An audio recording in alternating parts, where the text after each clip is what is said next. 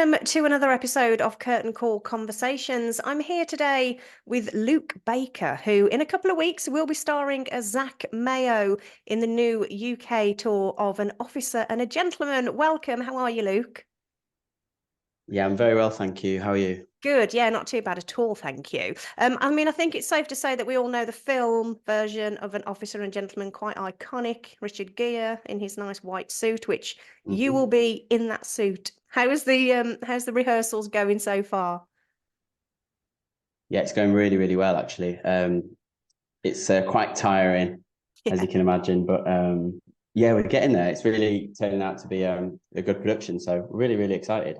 Great. So tell us, for the people that don't know the story of An Officer and Gentleman. I mean, it's a love story ultimately, but tell us all about your character, Zach. Yeah, so the character of Zach, the show sort of follows his journey. He's had a bit of a hard upbringing, where he's sort of like he got shipped out to Subic Bay in the Philippines to live with his dad, who's a sort of like a naval officer, but he's not an officer. He's like a shipman or a sailor or something for the Navy that's been there for too long. Yeah. And his mother killed herself when he was like 11 or 12. So that's sort of like the backstory of where he gets to. And then he grows up, and then he basically joins the naval candidate school to be an officer. Yeah. To ultimately, graduate and fly jets and be a naval officer that way. And it's all set in Pensacola, Florida. And what else is there is a paper factory where a lot of the local girls will come and get a job there and try and marry an officer, Right. as their sort of way out. And that's sort of like the bare bones of what it is. And then obviously relationships happen, and it's all about their struggle and their personal struggle and relationships and love and all this stuff where Zach doesn't necessarily want to fall in love there. He wants to have a bit of fun and graduate, and that's kind of what he wants. But he sort of accidentally falls in love with a local factory worker called Paula Pokrivki. Yeah. Yeah, I mean, it's brilliant. I mean, I saw the last tour actually a long time ago now. I can't remember when it was, and I absolutely loved it. I mean, it's a jukebox musical, because it's full of brilliant pop tunes. I mean, do you already have a favorite one that perhaps you perform in the show? Well, I mean, if you put a Bon Jovi song in a musical, then people love that already, don't they? I mean, I sing "Blaze of Glory," which is sort of like a lesser known Bon Jovi song. It's a bit like Dead or Alive. It's that kind of vibe. It's a bit like, this lone Well, yeah. I mean, I was a massive Bon guy. Jovi fan when I was young, so I know exactly the tune that you're going to be singing. It's brilliant. I made. I'm sorry. You go on. No, that's fine. You carry on. Yeah, so like when we like got the script through and everything, like on the page 1 or page 2 was like a song list. I was like, right, I'm gonna make a Spotify playlist of every single song. So when I walk to the train station, I can just like bang it out and get in the right kind of like vibe of that. And honestly, like they're all so good, and some of them you've never really heard, and some of them you think you know more than the others. But they're all just like amazing songs, and the 80s had a real sort of individuality about these songs, and they were all like so extra, like really dramatic. Yeah, perfect for a and really musical. went for it vocally. Exactly. And like it's unashamedly like a jukebox musical, but not in the sort of like the traditional sense. I mean, do you have a favorite song from the show? Yeah, so I mean, there's obviously the classic "Love Lift Us Up Where We Belong," which we hear right at the end. We've got "I Was Made for Loving You, Baby." That's like in there as well. We've got some. What else have we got? So we've got some Bon Jovi. I do "Blaze of Glory" right at the start. A bit of Status Quo, "In the Navy Now," but well, in the army now, and we've changed it, "In the Navy Now." Little things like that, and they all really work, and the vibe of it is always right. And I think Curve went through a real creative process of making sure that all the songs were of the time, but absolutely fit with the vibe and the style of the show as well. Yeah, absolutely. I mean, this is a made at Curve production, and it's not the only one you've been in. You were in Billy Elliott, which I saw, and I thought it was absolutely incredible. So I did see you in that. You were Tony.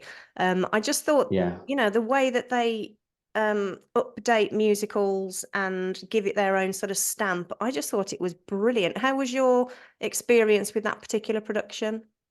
Oh, I mean, what a dream. I mean, throughout my whole career, the amount of people that have said, if Billy's auditioning, you need to be in for Tony, you need to be in for Tony. And then I was never ever available to audition for Town when it was on, and then it came off, and I was like, right, well, I guess I've missed that boat. Yeah. And then when I found out that Nikolai and Curve were doing it, we wanted to do it, and we had a conversation about it, and luckily I've worked with Nikolai quite a few times and trusted me to just do it, which was very lucky. And the cast they put together was absolutely unbelievable. Loads and loads of Northeast actors, and Joe, who played my dad, Joe Caffrey, was the original Tony. Wow. So he did all the workshops to create it originally. And then he played Tony. So he's playing Tony on the cast record and everything like that. And then he played the dad in Town. Yeah. And then he obviously had 10 years off, and then he's come back again to do it again. So it's like, if I ever needed any advice, I'd just be like, so what's he thinking here? And he was like, it's your part now, son. Yeah, well, absolutely. I mean, it got, it's quite, in a way, it's quite a dark story, really. I mean, the times that it's set in, and I felt that with this particular production, that it was way, obviously it's way more stripped back than sort of the other sort of times I've seen the musical as such. I didn't feel as though it was as stripped back and as sort of raw as it was with that particular production. And I just thought it was absolutely outstanding. So, I mean, the reaction must have been wonderful for you at the Curve. Oh, I mean, it really, it went so well. I mean, we were a wreck doing it and creating it, and we really like what we like to do when you work with Nikolai. If you ever, if any sort of young actors are listening to this, he really delves into why on every page and what is going on, and everyone has to understand what's going on, because otherwise, what's the point? And to delve into the situation in that particular place at that particular time, with culturally what was going on and what their life would have been for however many years before that. Everyone who lived there worked down the mines, and it was just part and parcel of their culture, and it's just gone. And the pride of the North, of these men who are strong, and also at the time, and even going through into the 60s and 70s, before then, so like the elder characters, they would have really seen a lot of wealth in that area that we would now look at as probably not that wealthy area. But they would have had loads and loads and loads of money, had a really safe income, really safe job, a massive community. Everyone in the whole town is their family. And it's a real heartbeat of a community, and you take the heart out of a community, then the community will die. So this is what, and it was constantly pumping into the shops and the pubs, and everything came from that. So to take that out, and also from a personal point of view, from my character, seeing my father, who was this strong character, weakened. And how do young men deal with that, and or do they not? Which is kind of what I did. That he's not dealing with it.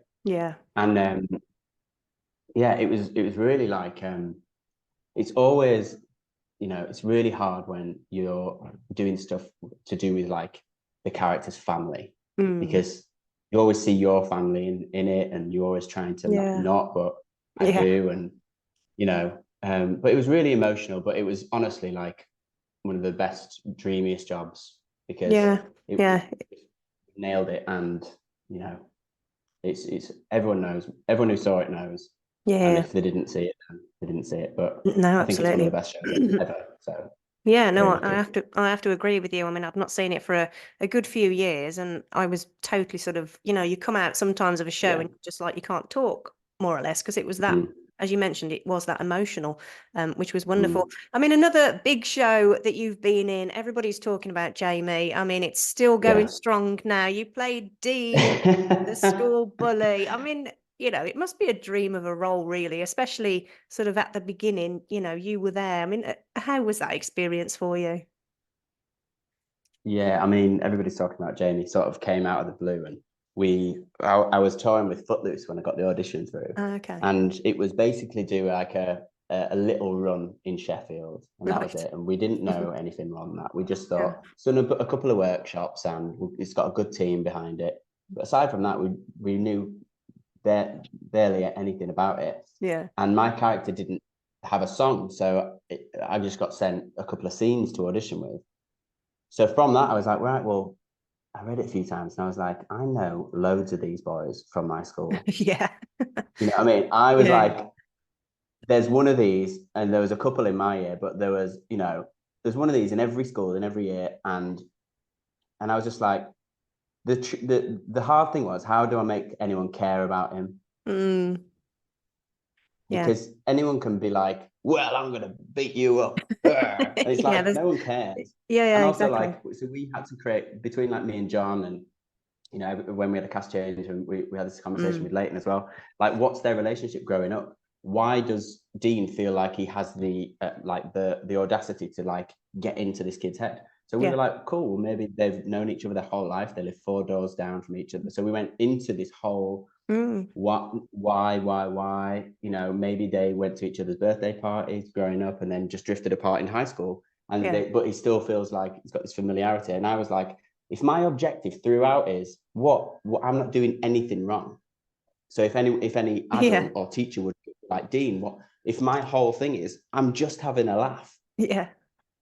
and that's my as a Mm. very simple objective, then I can, like, as the actor, I can justify it, because nobody like, unless you are literally playing a psychopath, then that's fine. Yeah. But if they're normal, and a lot of times I was like, the first time I sort of like went deep into why someone might bully someone, and I Mm. was like, I don't think they know. I don't think they know the Right. damage they're doing. Mm. So like, if I'm going at it with that, then I'm not doing anything wrong. I'm having a laugh. The character's got a girlfriend, so he can't be that horrible. He must Yeah. have a bit of charm about him to have other, you know what I mean? So I was like, Yeah. he's got to add this bit of like heart to him for anyone to care. Otherwise, nobody cares. And Yeah. also, there was other things like where the director was like, when you come in, I just want you to change the air. Right. Little things like this where, Yeah. you probably felt it. I've definitely felt it when someone enters a room and the air changes, Yeah, and you're like, totally. and it's vibrations. It's like Mm. everything's changed frequency, and everyone goes, ooh, Yeah. What's going to happen? okay. Yeah. Yeah, and it's like, well, how do you do that? And I think it comes with like depth of character. It comes with Mm. the work you do off stage for it to fuel what you're doing on stage. Because how long are my scenes? Like 30 seconds long. And for people to even remember Yeah. what I did on there is like a compliment to myself and compliment to what we created and John and everyone. And I Yeah. just think it's such a simple story, but it connected with, honestly, people used to stop me at stage door and be like, I knew that kid, Yeah. or I was Yeah. that kid, Oh or God, whatever. yeah. And I was like, oh, okay. And there was, honestly, people would stop me and be like, I was that kid, Wow. or whatever. And I was like, oh, God, and they were like, no, I'm not like that now. But like, I remember doing stuff like that. And I was like, well, but the best one was when we were in previews. So we were in Sheffield, and this old lady wanted to like slap me at stage door. She was like, you deserve a slap for that, young Oh. man. And I was like, that's good. I was like, Yeah, it's we good should be. though. I was like, Yeah. yeah, it's good. We should be, getting Yeah, these lads, But I was like, totally. Yeah. I mean, I God, I think was I like, took I think I took away from Dean that he's just insecure. I mean, that's the yeah, vibe that I get, that he's, Jamie's becoming really popular in school and he's mm, thinking, oh, I'm not top of the tree perhaps anymore, and he feels mm, insecure, so he takes it out of him. That's generally the mm. vibe that I He get just from Dean. wanted to. Every time he saw him raising a bit, it's always like hopes, you know, soaring. He was like, how do I just pull, you know, put a pin in that balloon just to let it sink a bit? Yeah, and absolutely. It's like, you know, he always turned up at the opportune moment. And yeah, I mean, I went round that estate, and it's where we set it in Parsons Cross, and you couldn't, like, if you were wanting to get away from someone, it would be very hard. Right. It's massive. It's huge. And I was like, God, if you were getting bullied or chased around here, I'd be like, oh, the stress, just every day, the stress. I was like, I remember asking my dad to like drive me around it, because I'm from West Yorkshire and we set it in South Yorkshire. I said, oh, we set it in Parsons Cross. And he was like, right, okay. Wow. I was like, do you want to drive me around it? He was like, no, you're all right. Oh, really? Wow. Yeah, he was like, nah, I'm all right. Because he was going, well, what if we go down the wrong street and then you get cornered by a load of little kids, or you know, gang culture, or and there's loads of proper gang culture there. And I was like, okay, maybe Dean knows this, and maybe Dean's involved with that. And you know, Dean's dad knows Ray, and Ray's mates do so and so and so, and then everyone's met up, and then we created all these connections. And I think because this is the thing, you know, when you're doing professional theatre, you have to create so much backstory. Yeah, absolutely. To be so believable. And that's what differentiates, you know, like there's nothing wrong with any other sort of like I'm drama or whatever. But the depth that, you know, I feel like, because, you know, on stage, the talent will be the same. The talent's amazing across the country, amateur or professional. But like, I always think, what can I do extra to justify it? Can I go like extra mile and make sure that people care? Yeah, cool. You know, because I end up playing angry, bloody, angry working class. That's all I am, apparently.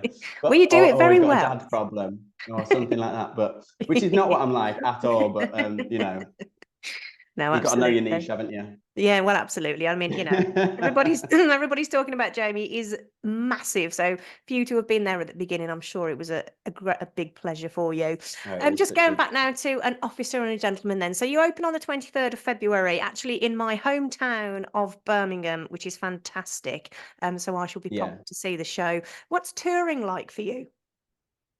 Well, the last time I actually toured was 2012 or something like that. Oh, okay. So it's been a long time.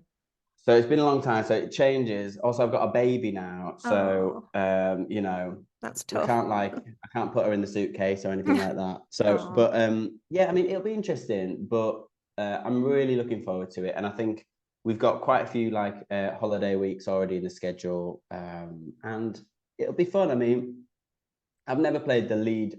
Well, no, the last time. No, wait, actually, I lie. The last time I toured was Footloose, which was what, 8 years ago, something like that. Right. So I played Ren in Footloose then. That was just before Jamie. So, but I mean, as you get older, you don't want to go out and party all the time, do you? I mean, you want your home comforts, don't you? You want to get gigs with a nice bed and a bath. You know what I mean? Yeah. And then have a nice chill out and see these places, and you know, we go to some lovely places, and like the summer in Cornwall, and you know, springtime in Brighton, all this sort of thing that you think, like, right, cool. Get the family down there, and sort of make it work. Yeah, that's where I'm at right now. So yeah, I mean, it is a nice way to see the country, isn't it? And to visit theatres that you would never probably go to, and it, you know, some of them are so pretty inside, so it's nice to go and see them all. Yeah. So thank you so much for having a chat with me today, Luke. It's been absolutely lovely. I'm wishing you all the best with the rest of the rehearsals, and I shall definitely be seeing you in Birmingham. All right. Fantastic. You're welcome. See you there. Take care. Bye. Bye-bye.